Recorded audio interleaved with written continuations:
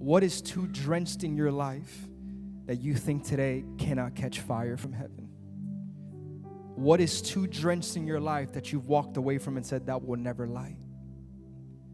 It's too exposed. It's too wet. It's too drenched. Do you feel like your marriage is too drenched? Do you feel like your parenting is too drenched? Do you feel like your dreams and your careers and the purpose God promised to you so long ago is too drenched? What have you called too drenched for the fire of heaven to consume? Because the open invitation that I truly believe God is asking for us is not just simply for us to repair an altar in a broken world, but to present an altar as a lifestyle and to allow His fire to consume whatever we've decided is too drenched.